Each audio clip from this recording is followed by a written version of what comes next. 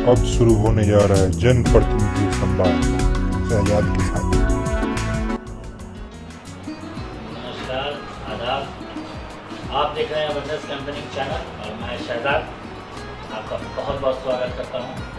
आज तौफीक साहब के साथ मैं फिर आ गया हूं आपके कुछ सवालात जनता के हैं लेकर के, क्योंकि कांग्रेस का नाम आज से नहीं, आज़ादी के पहले से, और कांग्रेस ने 65 साल संभाला इस देश को। अब जनता ये आने वाले इलेक्शन जो बिहार के होने वाले हैं, उस मसला में कुछ सवालात जनता के हैं, वो मैं तौफीक साहब से पूछूंगा। आइए, सेक्रेटरी हो गए हैं आपको कांग्रेस के बिहार प्रदेश में माइनॉरिटी सेल से। अस्सलाम वालेकुम जी। तौफीक साहब, आपसे पूछना था कि क्या कांग्रेस जो 65 साल में किया, क्या उस वक्त भारतवर्ष परेशान था कि ये 15 साल और ये जो 10 साल की जो गवर्नमेंट गुजरी और गुजरने वाली है, तो उसमें क्या कमी और बेशी आई, ये बताएं। कमी और बेशी की बात तो अलग बात है, मगर एक सच्चाई ये है कि इस देश को कांग्रेस पार्टी ही चला सकती है। हिंदुस्तान में सबसे पुरानी पार्टी वो कांग्रेस पार्टी है, और कांग्रेस का एक सिद्धांत रहा है सबका साथ सबका विकास, जिसको वर्तमान सरकार ने इस वक्त को जो ले लिया है। आपको याद होगा कि आज़ादी में जो कांग्रेस का जो रोल रहा है, आज़ादी की लड़ाई जो कांग्रेस पार्टी ने लड़ी है, जो कुर्बानियाँ कांग्रेस पार्टी ने दी है, वो किसी पार्टी ने, उसकी वजूद ही नहीं थी और किसी पार्टी ने वो कुर्बानियाँ नहीं दी है। देश के हित में इंदिरा गांधी को आप देखिए, राजीव गांधी को लिए कि देश के लिए उन्होंने जो है अपने जान को निछावर कर दिया। और ये सब जो अंग्रेजों को जो मुखबरी करते थे, जो आरएसएस के जो कैडर लोग हैं, कि इनके हाथ में जनता ने देश सौंप दिया है। तो 6 साल में आप स्थिति देखिए, 60 साल बनस्पत 6 साल। आप देखिए जो 60 साल में जो कांग्रेस ने जो हिंदुस्तान को दिया, जो उरूज पर जो कांग्रेस पार्टी जो हिंदुस्तान को ले गई, ये 6 साल में तो ये जो गर्द कर दिया है। आज आर्थिक स्थिति देखिए आप, देश की क्या हाल है। आपके जो है जो लॉकडाउन की स्थिति में जो गरीबों के साथ जो भद्दा मजाक किया गया है, वो तो आपके नज़र के सामने है। आज भूखे प्यासे लोग तरस रहे हैं। महंगाई कहाँ चली गई है। आप गैस का दाम देखिए, कांग्रेस में टाइम में 450 था और 6 साल में 900 रुपया हो गया। आगे अगर इनके हाथ में देश अगर एक बार और अगर इनको मिल गया सत्ता, तो हमको नहीं मतलब यही होता है कि ये चीज़ है जो एकदम डुबा देंगे और यहाँ के लोग जो है फागरकशी का आलम हो जाएगा, लोग एक दूसरे को नोचने लगेंगे। ये स्थिति इन्होंने पैदा कर दिया है। एक आज इंटरनेशनल मार्केट में पेट्रोल का जो खरीदगी है वो कम दामों में है और हमें इतना महंगा मिल रहा है। रीज़न बताया जा रहा है सेंट्रल गवर्नमेंट के थ्रू कि कोरोना काल के कारण खजाना खाली है, इस कारण सेंट्रल गवर्नमेंट का अलग टैक्स लग रहा है और स्टेट गवर्नमेंट का बढ़ा के अलग टैक्स लग रहा है।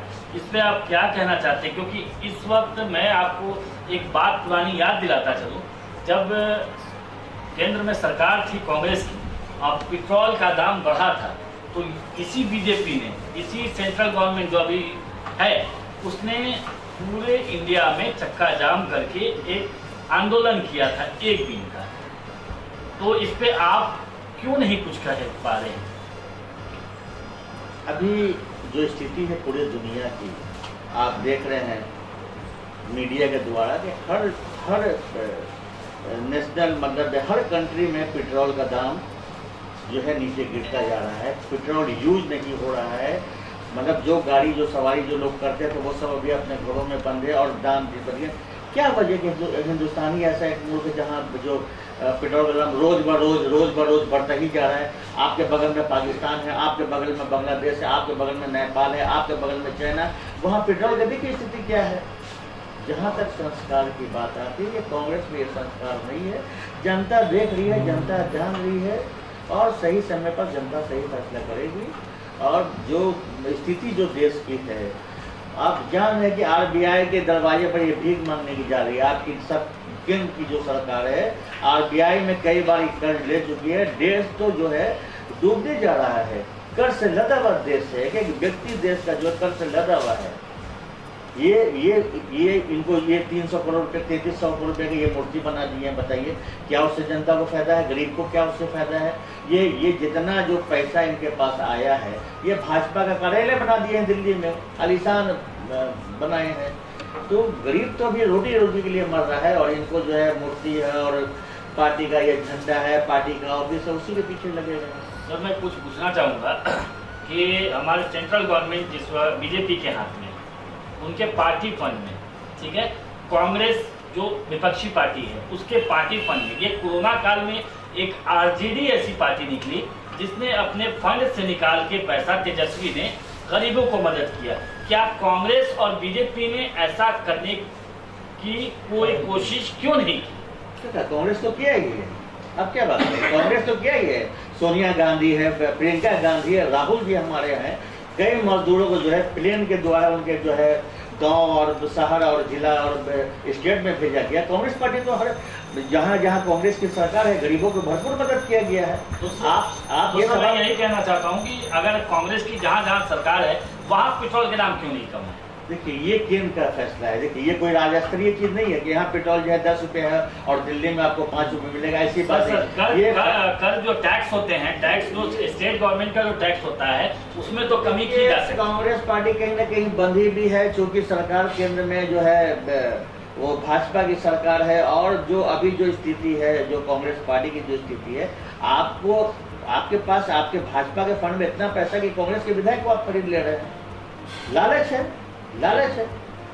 ये तो झूठी सरकार बन गई है, लोभ देकर सरकार बन गई है।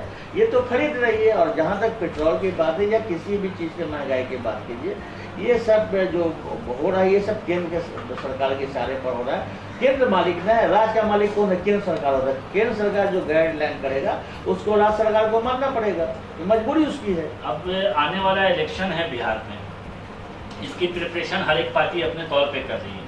आपकी कांग्रेस बिहार प्रदेश की जो है वो किस तरह का प्रिपरेशन कर रही है, किस तरह का अपने सहयोगियों को जोड़ रही है? जैसे कि अभी अवामी मोर्चा ये के हम के जो हैं वो जा करके अभी जदयू की ज़बान बोल रहे हैं और कांग्रेस और आरजेडी को उल्टा सीधा बोल रहे हैं। क्या इसमें कांग्रेस अपने सहयोगी को किस तरह से लाएगी वापस? देखिए लड़ने के लिए महागठबंधन को एक होना पड़ेगा, एक अपना नेता चुनना पड़ेगा। ये सच्चाई है, ये हकीकत है। बिहार में कांग्रेस थोड़ी कमज़ोर है और महागठबंधन ही जो है वो अपना एक नेता चुन ले। क्योंकि मेरी उतनी नहीं है कि मैं अकेले चुनाव लड़ूँ बिहार में। हम महागठबंधन में शामिल हो गए, चाहे वो राजद हो, चाहे वो आपको हम पार्टी हो, चाहे वो क्या RLP जो, ये सभी लोग को एक होना पड़ेगा, तभी आप फाइट कर सकते हैं। अगर आपस में आप लड़ेंगे तो अभी कभी आप सत्ता में नहीं आ सकते हैं। तो यूपीए एनडीए के आगे इतनी कमजोर क्यों दिख रही है? नहीं, कमजोर कहाँ मान रहे हमें, कमजोर कहाँ? झूठ बोलकर सत्ता में आ जाना, लालच देकर सत्ता में आ जाना, ये कांग्रेस का जो है संस्कार नहीं है। ये कांग्रेस का संस्कार नहीं है कि आप झूठ बोलकर 15-15 लाख रुपए लोग देंगे फ्री का आपको, जो अभी तक नहीं आया साहब। आप फ्री का गैस के नाम पर आप फ्री का कनेक्शन गरीबों को बांट दिया, फिर जो उसको सब्सिडी उसके खाते में आना चाहिए वो सब्सिडी नहीं आया। आप तो सूद के साथ उसके साथ बस रहे। फ्री का गैस दे रहे हैं आप खुद आप नोट कीजिए कि वो 3000 रुपये मान लीजिए गैस दे रहे हैं और 300 रुपये सब्सिडी आता है और उसको साल भर नहीं दिए तो 3600 रुपये तो आपका सही हो गया। ये तो जो भी इसलिए गरीब लोग हैं, अनपढ़ हैं, उनको पूरी मालूमात नहीं है, धोखे में आ जाते हैं, फिर 5 साल तक पछताते रहते हैं। कई कहानी चल रही है। ये आपने जो बता दिया इस मसला को कि गरीबों को लूटा जा रहा है, क्या कांग्रेस के वक्त में ऐसा नहीं था? कांग्रेस के वक्त में ऐसा नहीं किया गया? आखिर क्या बात है? कांग्रेस, एक मिनट, कांग्रेस सबसे बड़ी पार्टी, सबसे पहले इस देश को चलाने वाली, उसी से टूट के जितने भी आज क्षेत्रीय पार्टी बनी हो या स्टेट सेंट्रल की पार्टी बनी हो, सारे उसी से टूटे। क्या ऐसी वजह आई कि कांग्रेस को टूटना पड़ा? देखिए, कांग्रेस में कहीं ना कहीं टूटी है, ये एक सच्चाई है, इस बात को भी हम स्वीकार करते हैं। मगर आज भी हिंदुस्तान में एक बड़ी पार्टी कांग्रेस पार्टी है। ये क्षेत्रीय पार्टी नहीं है, नेशनल पार्टी है।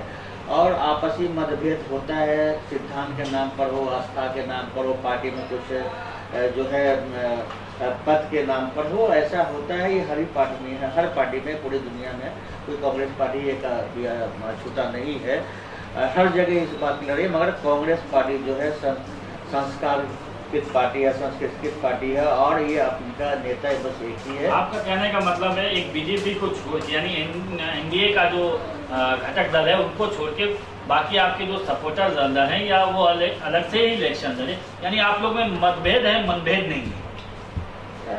हाँ, बात तो सही है। दोनों ही चीज़ मानिए, दोनों चीज़ में मतभेद भी कहीं कहीं है, मतभेद भी है, ये दोनों चीज़ है। मगर हमारे नेता एक ही है, और नेता के पद की लड़ाई नहीं है, कहीं कहीं सिद्धांत की लड़ाई है, कहीं कहीं आस्था की लड़ाई है। नीतीश कुमार ने जो ये 15 साल बनाम 15 साल किया, कोई बात नहीं, दोनों 15 साल को, वो वक्त 15 साल का बहुत पहले था। अब जो है लालू जी का वक्त गुजर चुका, आपका उनका 15 साल। उन्होंने कहा कि घर घर तक रोड, घर घर तक पानी, घर घर तक बिजली। अब बोल रहे हैं कि हर खेत तक पानी। तो कहाँ तक वो सक्सेस किए हैं आपके नज़रिए से बताएं? देखिए, जहाँ तक नीतीश जी के सवाल है, ये बड़े नेता है, अच्छे नेता, मगर जिनकी गोद में बैठकर वो खेल रहे हैं, वो देश के हित में नहीं है, वो देश के हित में नहीं है। और मैं तो यही कहूँगा कि ये जो खेल हो रहा है, ये हिंदुस्तान ऐसा ना हो कि फिर टुकड़े टुकड़े बढ़ जाए, हर स्टेट जो है अलग अलग हो जाए। तो जिनकी गोद में बैठ के खेल रहे हैं, उनकी जो है वो सोच गलत है, उनकी सोच गलत है। तो कांग्रेस आने वाले इलेक्शन में अपने सहयोगी को साथ लेके चलने की संभावना है? बिल्कुल बिल्कुल बिल्कुल, हम तो कहेंगे सब साथ चलो, सब साथ चलो। मगर ये जो हम के जो नेतागण हैं वो अलग जा रहे हैं, उनको आप क्यों नहीं मना रहे हैं? देखिए, मेरा प्रयास रहेगा, पार्टी का प्रयास रहेगा कि सभी लोग साथ देकर चले, और किसी भी नेता हो, चाहे वो कोई हो, आपको जीतन मांझी जी हो जो आदरणीय नेता हमारे हैं, तो हम तो कहेंगे, मगर अगर कोई उनकी कोई ख्वाहिश है, कोई ये है, तो बैठ के मसले को हल करें। बैठ के हम तैयार हैं, बैठ के मसले को हल करें। और अगर उनकी ख्वाहिश है कि नहीं, सिर्फ अब मेरी घोषणा पहले हो जाए, उनके पास एक तो सीट है, अब वो कहें कि हम मुख्यमंत्री के दावेदार हैं, तो क्या जिसके पास 40 सीट है वो क्या करेगा? एक तो सोचिए। हमारे तेजस्वी यादव हैं, जो राजद के जो हैं, और कांग्रेस पार्टी भी है, तो आप ऐसे जिसके पास सीट रहेगा वही ना इसका दावेदार होगा। आपके पास एक सीट भी नहीं है और आप कहते हैं कि हम मुख्यमंत्री के दावेदार हो गए, तो ये ऐसा उचित नहीं है, ये सब बेवकूफ़ी वाली बात है। अच्छा, ये एक आपसे पुराना सवाल मैं और उठाना चाहता हूँ। कांग्रेस जब लोग कुछ मीडिया हैं, मीडिया ये लोग हमेशा एक कम्युनिटी पे बार बार जोर डालते हैं, ठीक है, वो शाहीन बाग के नाम पे हो या कहीं की, ठीक है ना। ये उस वक्त कांग्रेस क्यों नहीं बोली जब शाहीन बाग में सीए के खिलाफ और एनआरसी के खिलाफ जो बोला जा रहा था, तो कांग्रेस उस वक्त मौन थी। उनके कोई नेतागण आगे बढ़ के ये बात नहीं कह रहे थे कि ये गलत है, सेंट्रल गवर्नमेंट का ये स्टेप गलत है। आखिर क्यों नहीं ये कांग्रेस ने कहा? गलत एक बोलने वाला सिर्फ एक ही आदमी क्यों? कांग्रेस को ही बोलना चाहिए था, क्योंकि विपक्ष में सबसे बड़ी पार्टी अभी सेंटर में कांग्रेस है। देखिए, जहाँ तक कांग्रेस पार्टी का सवाल है, ये सभी धर्मों की पार्टी है, एक धर्म या तो एक जात या तो एक, कांग्रेस जो है वो नहीं लेके चलती है। जहाँ पर एनआरसी का सवाल है, सीए का सवाल है, जिसके हम खुद सक्षम है हम उस लड़ाई को लड़ने के लिए, हमको किसी पार्टी की जरूरत नहीं है। यहाँ के जो हिंदुस्तान के जो सच्चे नागरिक हैं, जो सच्चे हिंदुस्तानी हैं, चाहे वो मसला सीए का हो, चाहे एनआरसी का हो, चाहे कोई किसी भी ये है, इसकी लड़ाई हम खुद लड़ने के लिए हैं, और हम इसको लड़ेंगे और इंशाल्लाह जीतेंगे भी। और ये देश की लड़ाई है, देश के नागरिकों की लड़ाई है। और जहाँ तक जो है हिंदू राष्ट्र की बात है, तो ठीक है, समय आ रहा है, चुनाव आ रहा है, जनता फैसला करेगी। अभी ये हमारा इंटरव्यू चल रहा था हमारे तौफीक साहब के साथ, मैंने हर एक सवाल को घेरना चाहा इनको, मगर ये बहुत अच्छे तरीके से इसका जवाब देते हुए निकले। इसी टाइप के कांग्रेसी की ज़रूरत है कि आगे बढ़े और कांग्रेस को उठाएं, ताकि सेंटर में और स्टेट में उनका लेवल बढ़े। मैं कैमरामैन के साथ, गिरजा के साथ, मैं Ayush Shahdad, evidence campaign channel की तरफ से माटी की पुकार सौजन्य से नमस्कार।